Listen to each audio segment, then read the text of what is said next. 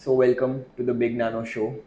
Today आज हम हैं डॉक्टर पंड्या के साथ, imperial veterinary hospital, Jodhpur. Jodhpur. तो sir, how are you? I am good. आप बताइए आप कैसे हैं? सर एकदम अच्छा। सर थैंक यू, आपने मेरे को बुलाया, श्योर। इनवाइट किया।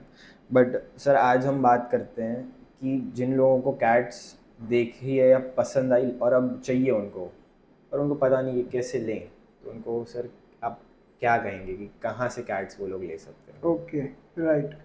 तो देखिए, सबसे पहले तो कैट्स क्यों लेनी चाहिए वो मैं अगर बताऊं हम्म। तो कैट्स एक इंडिपेंडेंट नेचर जो उनका रहता है, हम्म। बराबर। तो वो इंडिपेंडेंट नेचर के लिए जनरली लोग कैट को लेना पसंद करते हैं। हम्म। फिर उनकी लोनलीनेस अगर हो किसी की, तो वो रिड्यूस करने के लिए भी, because they are a good companion, hmm. बराबर। हम्म।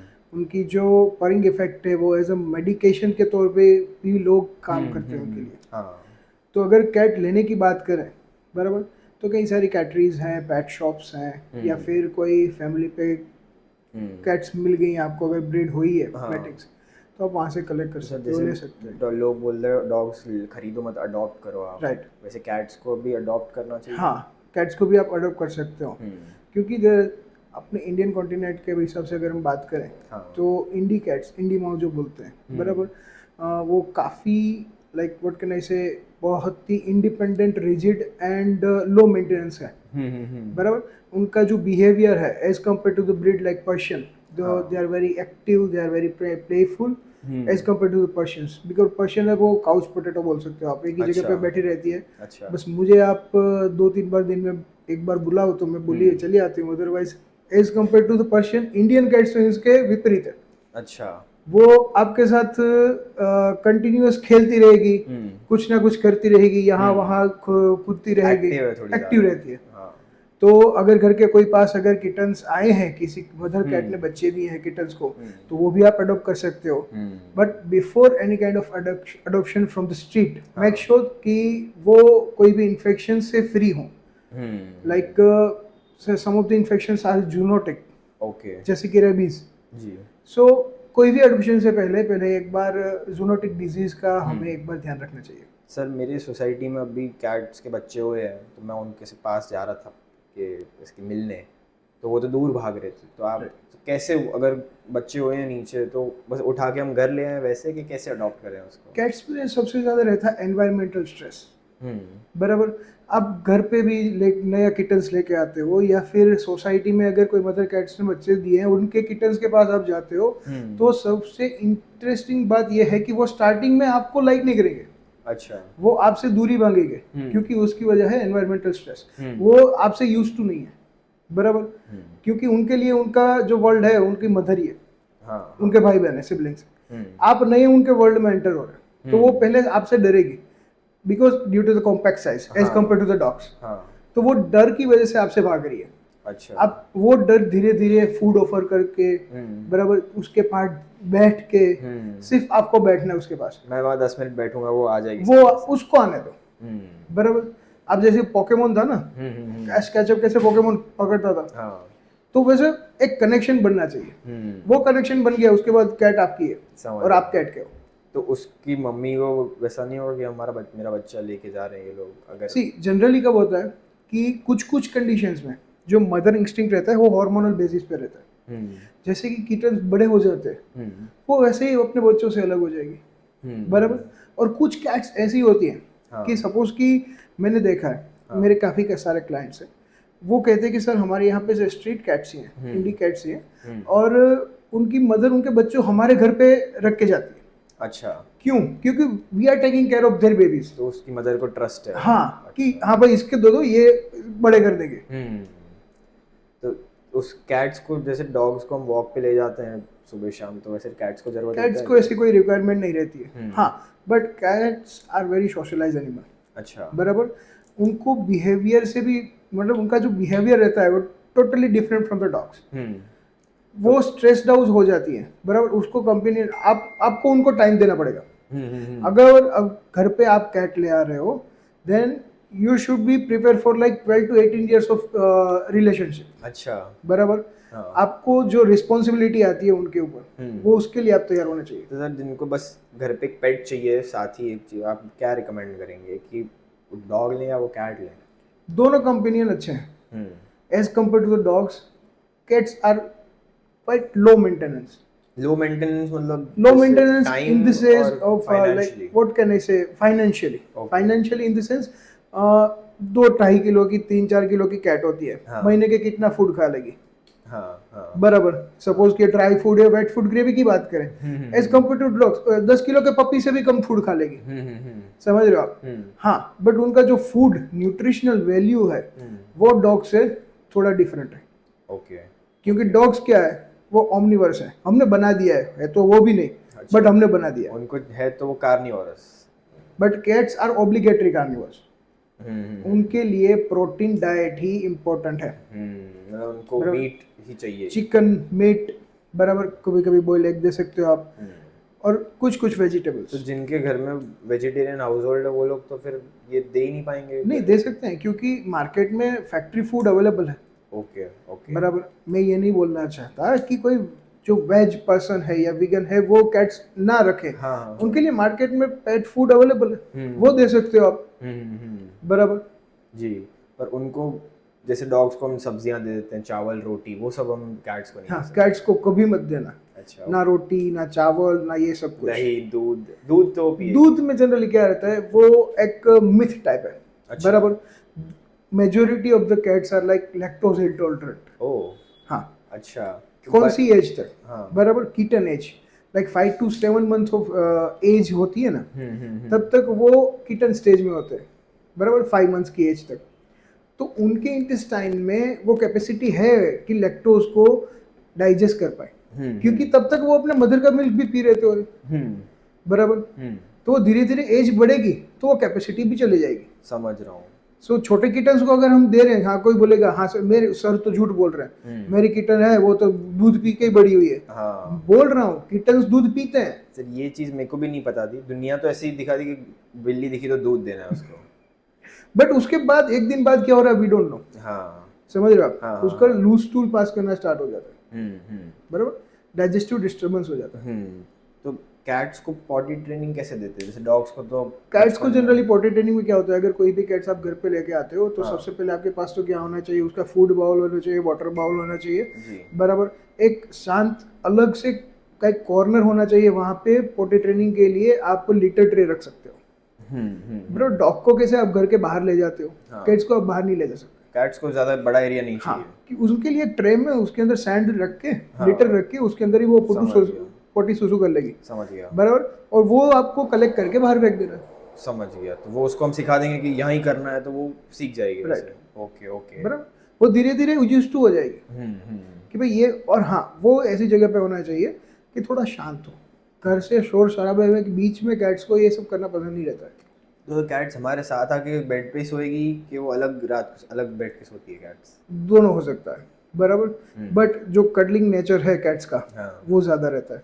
अच्छा. बेड्स पे आपके साथ सोना, बराबर, दिन भर आपके साथ मस्ती करना, हाँ. वो भी कैट्स को ज़्यादा पसंद है. सर मेरे को डॉग्स के बारे में तो सब कुछ ही पता है. मैं डॉग्स के साथ रहा भी हूँ. पर मेरे को कैट्स के बारे में अभी जो आप बता रहे हो सब पहली बार ही पता चल रहा है. और मैंने जो सब इंस्टाग्राम यूट्यूब पे वीडियोस देखे उसमें सब गुस्से में ही होती है कैट.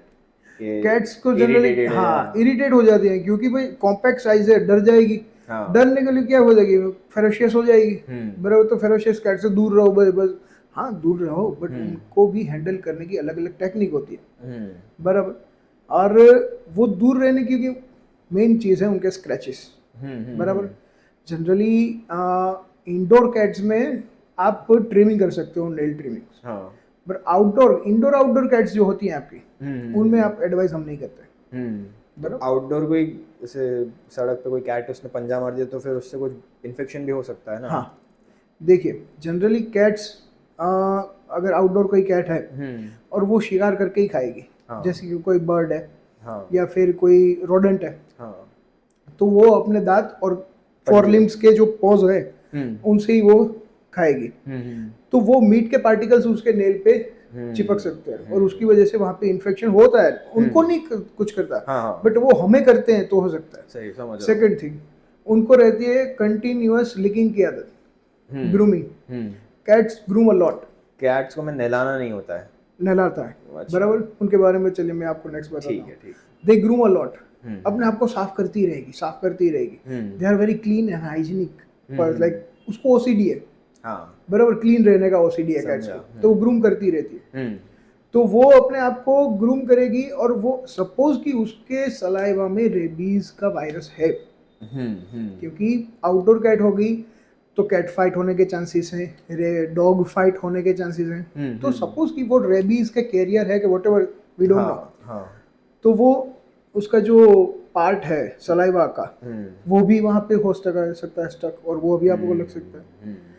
सो मेक श्योर कि अभी कोई आउटडोर कैट्स आपको स्क्रैच करे या बाइट करे तो एंटी रेबीज एंड एंटीबायोटिक्स लेना कंपलसरी है। तो सर अगर कुछ हुआ, जैसे डॉग ने काट लिया, आउटडोर डॉग, या कुछ कैट का स्क्रैच आ गया, और हम वो एंटी रेबीज एंटीबायोटिक्स लेते, तो फिर हम सेफ हैं उससे उससे हम लोग? सेफ इन द सेंस कि within the 24 hours, bite या स्क्रैच के विद इन 24 आवर्स के अंदर आपको वैक्सीनेशन लेना जरूरी है, उस फिर बराबर, उसके बाद चिंता की बात नहीं है? बात नहीं है, ओके। बराबर। और फिर और उसके जो कंसेक्यूटिव डोजेज हैं वो आपको ह्यूमन फिजिशियन बताएंगे हाँ, कि based on the size and location of the wound, हाँ, कि आपको कैंसर रेजिमेंट फॉलो करना है, तो like 3 days 5 days what ever it says. समझा। तो वो फॉलो करके बाद आप फ्री हो।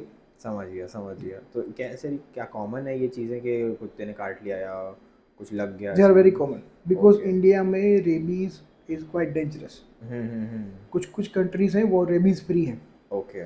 बट इंडिया में हमें रेबीज फ्री करना है तो vaccination is the only way. तो हम सारे डॉग्स को डॉग्स, vaccinate- कैट्स, जितने भी ऐसे पेट्स रख रहे हो आप, हम्म, बराबर, उनको वैक्सीनेट करना ज़रूरी है, जी, बराबर। जी, at the age of 3 months of age आपको रेबीज के अगेंस्ट वैक्सीनेशन करना ज़रूरी है। रेबीज के साथ साथ कुछ ऐसे वायरल इन्फेक्शंस हैं कैट्स में, वो भी ज़रूरी है at the age of like 4 to 8 weeks of age.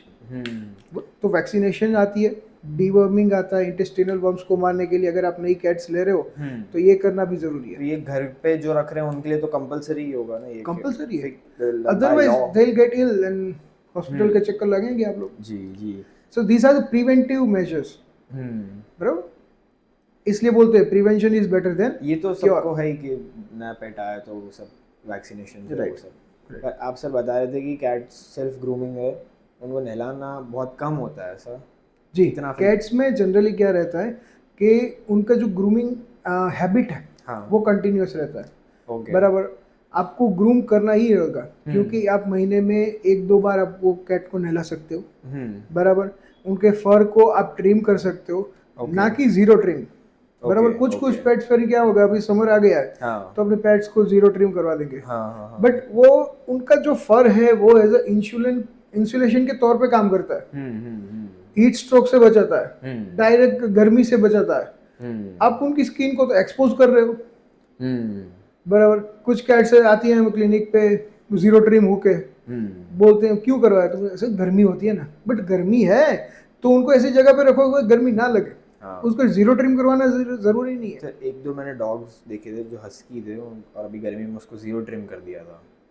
तो ये देखिए क्या सही है? हस्की, हाँ, पहली बात तो ये कि हस्की इंडियन क्लाइमेट के लिए थोड़ा क्वाइट डिफिकल्ट टू मैनेज। हाँ, उनको वेरी लो टेम्परेचर की आदत रहती है, बराबर। और उसमें भी आप वो नहीं रख रहे और जीरो ट्रिम करवा रहे हो, क्योंकि एक तो उनके जो हेयर है वो इंसुलेशन के तौर पे काम करेंगे, उसको गर्मी से डायरेक्ट हीट से बचाएंगे, और आप वो कवरिंग ही निकाल रहे हो, पर वो और गर्मी नहीं करेंगे तो? वो गर्मी नहीं करेंगे। पर जैसे अहमदाबाद का जो वेदर है उस हिसाब से उसको बेस्ट हस्की को लो टेम्परेचर पे ही रखना है घर में, एसी के अंदर। पर वो आधा 1 घंटा जैसे वॉक पे उतना ला सकते हैं उसको शाम और को। समर टिप्स में अगर हम बात करें आपको, तो वॉक पे डॉग्स को कब ले जाना है? Early morning up to 8 AM and after night 9 PM, जी, बराबर। नाइट में 9 बजे के बाद ही आपको डॉग वॉक पे ले जाना है, अदरवाइज हीट स्ट्रोक लगने के चांसेस तब भी रहते हैं। और ज़्यादा लॉन्ग वॉक भी नहीं करनी है, ना कि उनको दौड़ाना है, क्योंकि बाहर वातावरण में, एनवायरनमेंट में गर्मी इतनी रहेगी कि आपको आपका डॉग हीट स्ट्रोक में आ सके। उसको और थका देंगे तो वो पैंटिंग होगी, सलाइवेशन होगा, ड्रूलिंग होगी, 1-2 दिन तक खाना भी छोड़ सकता है, वॉमिशन, डायरिया भी हो सकता है। तो ये सब गर्मी की वजह से कॉमन है, okay. And this are the science of heat stroke. अगर ये कंडीशंस आपको like more than 10 hours to 8 hours से ज़्यादा रहे, ये सब कंडीशंस, मैं तो बोलूँगा उससे भी कम रहे, तो आपको इमीडिएटली अपने वेट के पास ले जाइए। अच्छा, ओके, क्योंकि हीट स्ट्रोक में अगर टेम्परेचर लो नहीं हुआ तो पेशेंट कैन डाई। तो ये खाना ना खाना और ये हीट स्ट्रोक का वो हो सकता है, इसको ठीक कैसे करें? उसको हम बहुत कम वॉक पे ले जाएं कम और वॉक पे ले जाइए, इलेक्ट्रोलाइट वाला वाटर दीजिए, हम्म बराबर 24 आवर्स उसके पास एक वाटर सोर्स रहना चाहिए, हम्म। बराबर। डाइट में लिक्विड डाइट ज़्यादा दें, लिक्विड डाइट में जैसे क्या दे सकते हैं? बराबर। वाटरी ग्रेवी दे, ओके बराबर। कुछ ओके। कुछ डॉग्स दही खाना, कर्ड खाना पसंद करते हैं, हम्म तो वो दे सकते हो आप, हम्म बराबर। कुछ कुछ डॉग बटर मिल्क को पसंद करते हैं, तो वो भी आप दे सकते हो फूड के साथ मिक्स करके। सर क्या दूध डॉग्स के लिए अच्छा है, जो डॉग्स को जो पसंद आता है? जैसे ही मैंने कैट्स के बारे में बोला वैसे ही पपीज़ को भी लागू पड़ता है ये सब चीज़ें। Okay okay. क्योंकि उनकी जो पपी स्टेज होता है तब तक वो लैक्टोज को टॉलरेट कर पाते हैं, अदरवाइज इंटॉलरेंस हो जाएगा।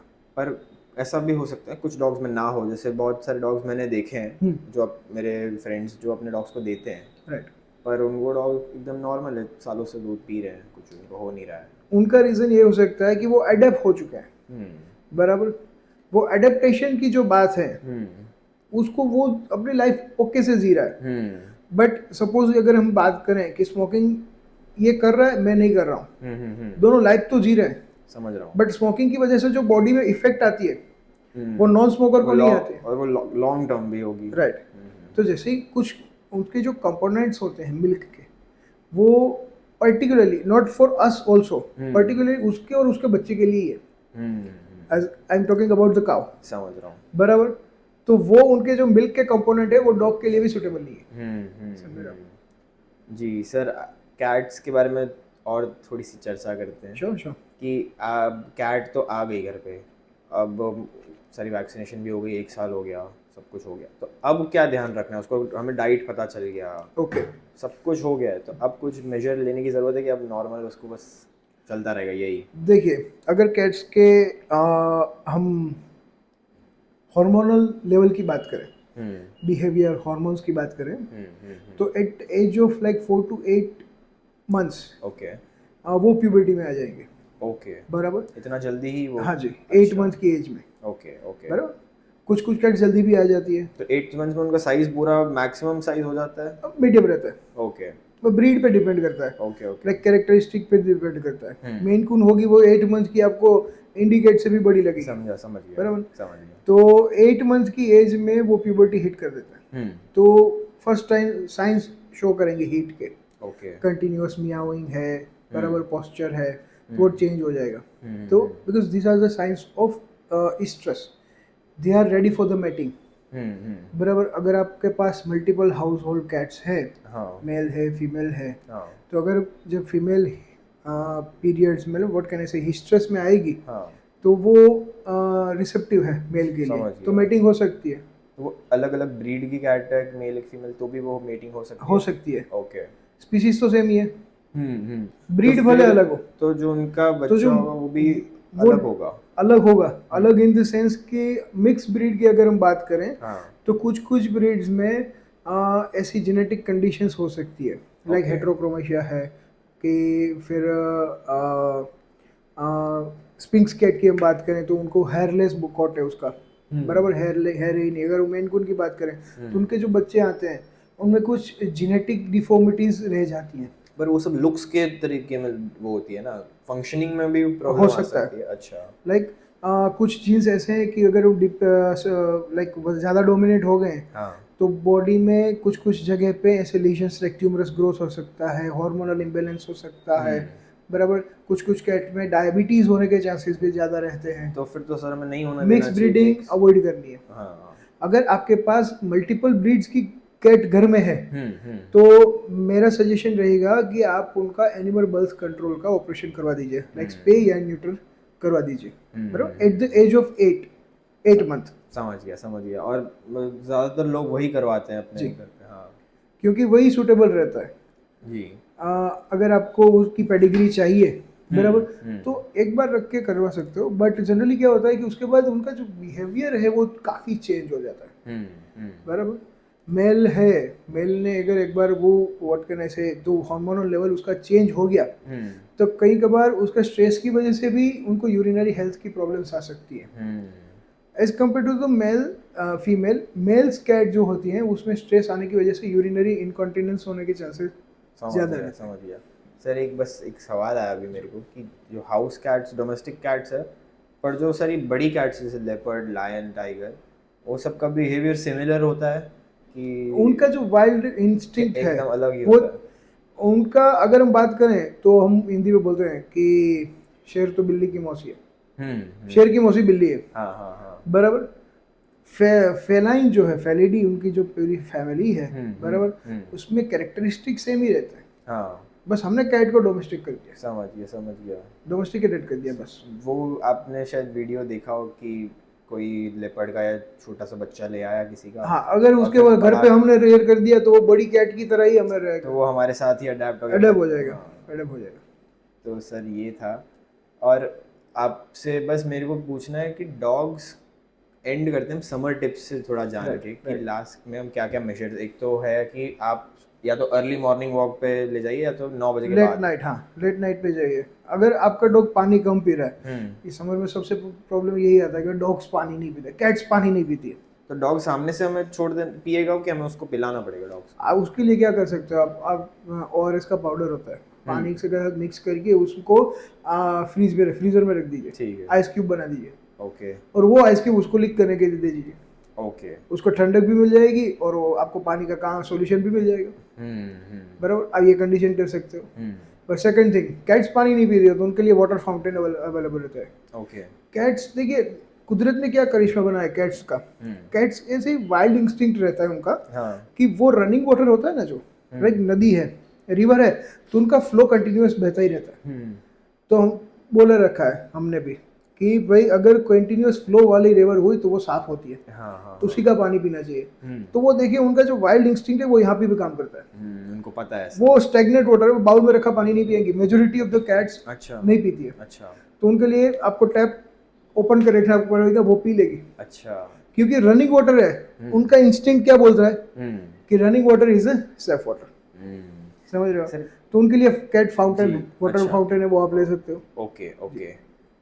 जी तो सर ये तो है ही, पानी तो हम उसको रखेंगे। वॉक का हमें ध्यान रखना है, हीट स्ट्रोक जी, ना लगे। और गर्मी में जैसे टिक्स हो रहे हैं या कोई और बीमारी जिस समय। Majority of the time summer में क्या आता है, टिक्स, एक्टोपैरासाइट्स, टिक्स की प्रॉब्लम्स हो सकती है। तो आपको टिक फ्री रखना है, क्योंकि समर्स में टिक फीवर होने के चांसेस सबसे ज़्यादा रहता है। कैट्स में फ्लीज रहती है, जी। लाइस रहती है, जी। तो वो भी एज कैरियर टिक फीवर में काम करती हैं, बराबर। Like 45% of the fleas are having capacity to carry a disease as equal to the tick fever. Okay okay. तो वो भी एक चीज़ है कि आपको एक्टोपैरासाइट के लिए स्पॉट ऑन करना सकते हो आप। शैम्पूज हैं वो अवेलेबल है, मेडिकेशंस हैं टिक प्रिवेंशंस के लिए, तो वो आप कर सकते हो। तो सर ये सारे जो प्रॉब्लम स्ट्रीट डॉग्स को आते हैं कि टिक्स हो गए या, तो फिर वो लोग स्ट्रीट डॉग्स अब क्या करते हैं? स्ट्रीट डॉग्स के लिए कुछ कुछ NGOs हैं ना, हाँ। बराबर, एनिमल लवर्स हैं, वो जनरली वर्क करते हैं उनके लिए। पर फिर भी कोई हो सकता है स्ट्रीट डॉग जो स्ट्रगल कर रहा हो जी, और उसको है ये, तो फिर उसको क्या होगा उसका फिर? मतलब देखिए, फिप्रोनिल करके एक स्प्रे आता है, ओके। बराबर। मैं मेडिकेशन की एडवाइस तो नहीं दे सकता, क्योंकि मेडिकेशन जो है वो आप डोजेज के हिसाब से दे सकते हो। ओके टिक्स के लिए डोजेज की मेडिकेशंस भी आती है, okay okay. But without doses आपने दे दिया तो उनके लिए हार्मफुल है। तो इसलिए मैं आपके माध्यम से सबको ये बता रहा हूँ जी। कि उनके लिए फिप्रोनिल का एक स्प्रे आता है, बराबर, आइवरमेक्टिन का स्प्रे आता है। जी। तो वो स्प्रे आपके उसके ऊपर अप्लाई कर सकते हो, तो वो टिक्स निकल जाती है। ओके। पाउडर आता है टिक फ्री का, तो वो भी आप लगा सकते हो, बराबर, तो उससे भी निकल जाएगी। समझ गया। ओरल मेडिकेशन की सलाह इसलिए नहीं दे रहा हूँ क्योंकि वेट से पूछे बगैर ओरल मेडिकेशन देना हार्मफुल है। जी सर। सर बस यही था, आपसे बातें की थैंक यू। काफ़ी। एनीथिंग आपको जो लास्ट में ऐड करना हो या कुछ कहना हो? बस आप, मेरा सजेशन तो यही रहेगा कि इनके माध्यम से आप बने उतने ज़्यादा पेट्स लीजिए, बराबर, अपने जी। लाइफ को कलरफुल एंड हैप्पी बनाइए, हैप्पी एंजॉय करिए लाइफ आप। Enjoy your life. Thank you so much. Thank you. आप जो भी लोग देखा, थैंक यू सर, आपने आपका टाइम दिया।